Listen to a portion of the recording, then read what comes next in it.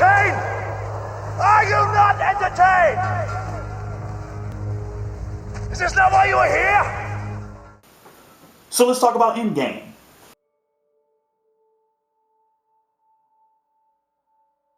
Now, by the time of this upload, Avengers Endgame will be just a couple of days away. So I thought now was as good a time as any to sort of give my thoughts, theories, expectations, and speculations going into this MCU film. Now, for the sake of this discussion, I'm going to break it up into 3 parts. First part will be things that I want to see in Avengers Endgame. Second part will be things that I actually expect to be in the film. And then the third part will be things that, unfortunately, I'm not really looking forward to. So first and foremost, let's talk about things that I want to see in Avengers Endgame. And at the top of that list will be character resolution. By the end of Infinity War, we still have a lot of character relationships that are on the fritz. The biggest, of course, being Tony and Steve.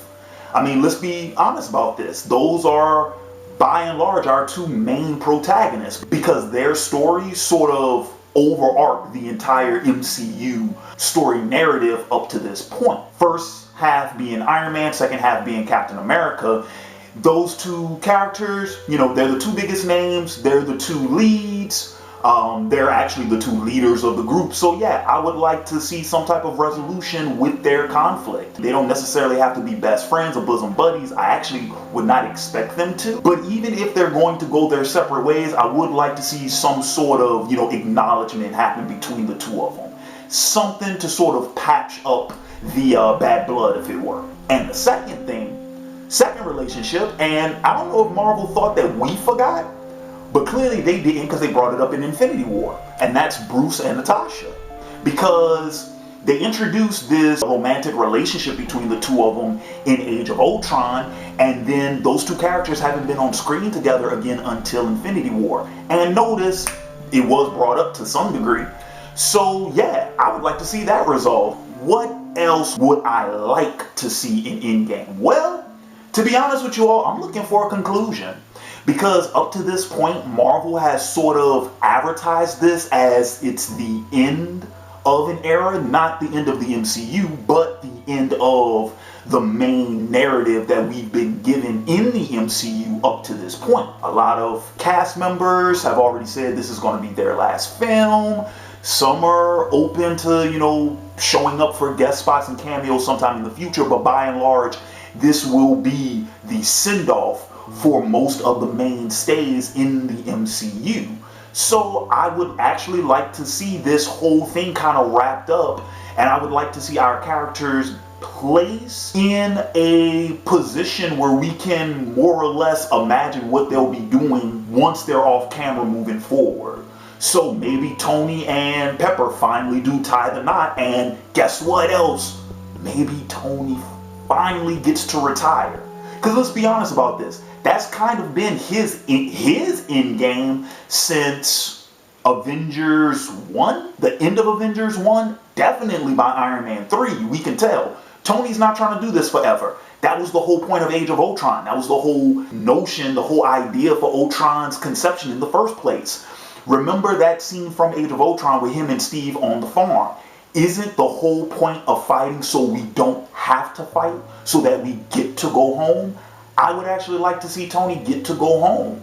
And the same thing with Steve. I mean, Steve's been fighting the same war for what, 70 some odd years? I'd actually like to see him be able to move on as well. Now, some of the other characters, like for an example, Hawkeye, who we know he's returning in Endgame.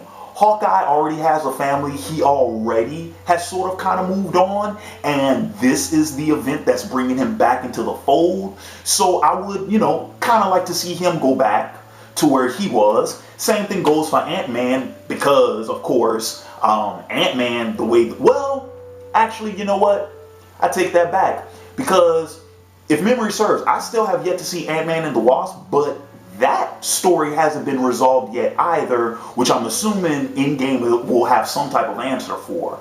But even still, like, Ant-Man's not done. You know what I mean? Paul Rudd, he loves the role. From what I can tell, he's more than enthusiastic about continuing with the role. So yeah, Ant-Man, we don't really have to close him out. We can keep him around. But at least set him up for what whatever his third film would be. That would be greatly appreciated. Black Widow, we know, is supposed to be getting her own solo film finally. And from what I heard, it is not a prequel.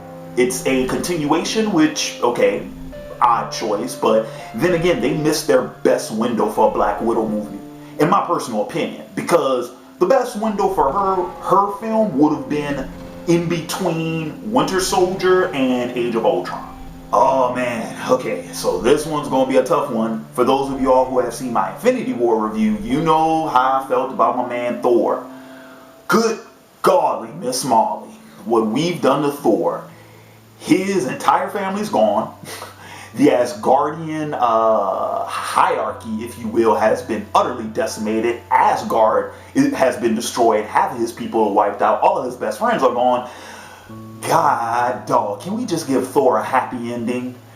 I don't even know what a happy ending looks like at this point. Just give the man a happy ending. I'm already not going to get what I want because I wanted Thor to go through the whole Odin Force bit, which they just kind of skedaddled around. I guess he's as powerful as Odin now, but like that whole rite of passage thing never really happened in the films. And, you know, with him losing his eye and getting the new hammer and the whole thing, the whole way they went about that, it was obvious that's not the route they wanted to take with that, which is perfectly fine. You know, that's what creative license is for. But can we please just give the man a happy ending? I mean, good God. Good God. Bruce? I'll be honest with you all. Not entirely sure. Outside of his relationship with Natasha, I'm not really sure what else you would do with Bruce. I do like the idea, because remember what Bruce was doing when we found him for the first Avengers? And essentially, you know, this is kind of funny, going all the way back to the Eric Bana Hulk from '03. Bruce was traveling the world, continuing to practice and study his science, but he was also practicing medicine for poor people, essentially. I kind of like to see Bruce go back to that. I think that'd be pretty cool. Now, of course, with a lot of the supporting characters, and of course my phase 2 and 3 heroes, I mean, let's be real about this. They're not finished with these cats by any stretch of the imagination. I mean, they got murked at the end of Infinity War, so of course we're planning on bringing them back. All right, cool, but you know, let's kind of set some things up for them for some of their future films. Now, of course, I know like maybe Rhodey won't be back. I hope he will, but it's a possibility he won't. But like Bucky, I'm pretty sure will be back in some capacity. Of course, Guardians 3 is back on track now, so we know that we're going to get a third, you know, follow up with them all. And then also, you want to talk about conclusions? Hey, guess what? Thanos needs one too, right? Because we've been sort of foreshadowing and leading up to him all the way to Infinity War. For his story to end at Endgame, okay, yeah, that's fine. But let's make sure it's satisfying. You know what I'm talking about? Now, at this point in time, what do I actually expect to see in Endgame? So, funny enough, I've only seen 2 trailers. The first teaser trailer and then the Whatever It Takes extended trailer, because I've kind of made it a habit of not watching too many trailers. I don't want to see too much of the film before I actually see it, especially if it's a film I'm already planning on seeing in the first place.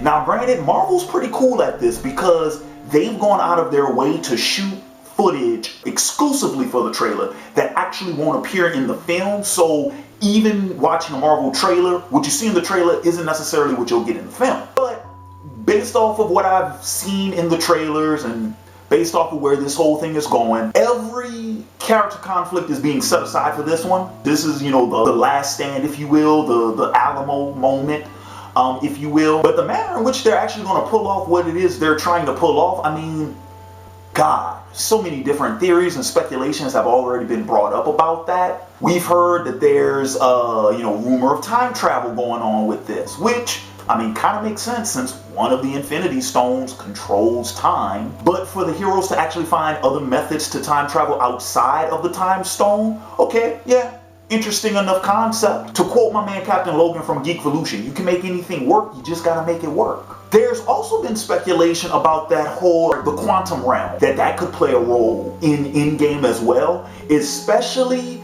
for Ant-Man to come back after supposedly vanishing in the quantum realm. That means he's found a way to navigate it, or he's at least found a way to get out, potentially be able to go back in. We don't know to what degree. I expect that to be explained in some degree in the Endgame. Now, as I mentioned earlier about character resolutions, I do think Thanos will be written out at this point. I don't really expect them to use him past this story arc. Like, essentially the whole Infinity Gauntlet thing, that's Thanos' big story. So I don't really expect, I expect this to be his last film, unfortunately. And finally, that'll bring me to the last section of this discussion, and that is what I'm not looking forward to in Endgame. So at the top of my list, Thanos' death. For those of you all who have been following my channel for some time now, for those of you all who might have seen some of my previous movie reviews and whatnot, especially when dealing with superhero film, I am not a fan of killing off the villains. That is a big pet peeve of mine. It always has been since, what, Spider-Man 2? So, yeah, not a huge fan of killing off the villains. Why? Because, number one, I like the idea, or at least the notion, that the villain is still living on outside of whatever narrative we're being presented in whatever given film at whatever given time.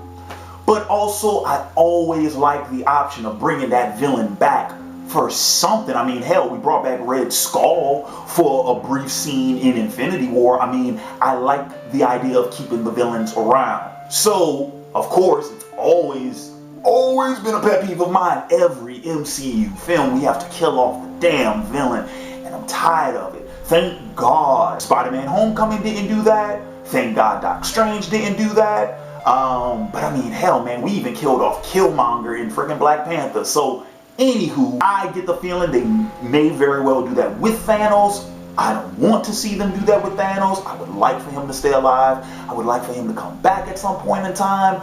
But let's be honest about this. This is Marvel, and they do kind of, you know, march to the beat of that drum.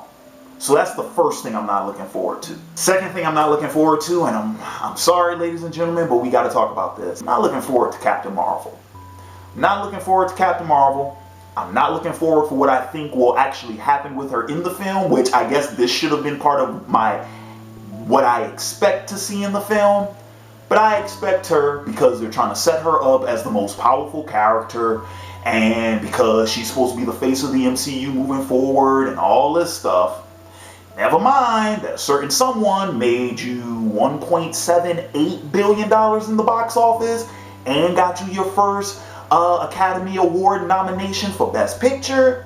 But y'all gonna handle the MCU over to this pasty broad who just showed up a couple of months ago, and apparently she's supposed to be the star of the MCU moving forward. Yeah, I got an issue with that. I have a problem with that, okay? But here's the thing. I kind of expect for them to plug her in to play Captain Save-A-Hole, to, you know, be able to just show up and to, if not completely wipe out Thanos, to at least be able to go toe-to-toe with him. That's kind of a bad idea to be going into the film with that kind of preconceived negative notion. But these things sort of have a tendency of playing themselves out. I will actually be highly surprised if that is not what actually happens. But I think that's what it will be. I think that's how she'll be used. I don't care. I don't care for that character. The MCU version. I don't care for that rendition of that character that they're adapting from the comics. I don't care for Brie Larson. I don't care for her stick. I don't care for her image. I don't care for her rhetoric. I don't care for her like just the whole package. Not a fan. I'm not a fan. Funny enough, another thing I'm really not looking forward to, oddly enough, because they keep posting articles about this, the length. You know, oh, it's, you know, knocking over 3 hours. It's going to be over 3 hours. Okay, fine, dandy. Here's the thing about that, though. Infinity War covered a lot of ground with much less time, because I think Infinity War came in at about 2:30, 2:45, something like that. And they covered a lot of ground. So the fact that this one is as long, I'm just thinking to myself, okay, how much material are we actually going to cover in this thing? Because I'm not in the mood for a slog. I'll be honest with you all. You know, the whole Tony floating away, doing the the Tom Hanks castaway thing in space. Okay, that's all fine and dandy, but if that shit's going on for, 10 to 15 minutes, okay, cut the cord. In terms of, tone and whatnot, we know it's highly dramatic. We know that it's somewhat melancholy. I am curious to see where the humor in the film is going to come from, especially since most of our comedic characters have been written out by the end of Infinity War. But hey, the original cast was able to carry that without an issue either, so I don't really see that as being a problem. But like I said, in terms of the pacing and in terms of the tone, so long as everything's, laid out, pretty nicely and arranged accordingly, I don't have an issue with it. And I think the Russos are competent enough to actually pull that off without a problem. So, for the most part, that pretty much wraps up my thoughts, theories, expectations, speculations for Avengers Endgame. This has been Larry Williams of OAW Entertainment. Thanks for joining me for this video, and I'll catch you all next time. Peace.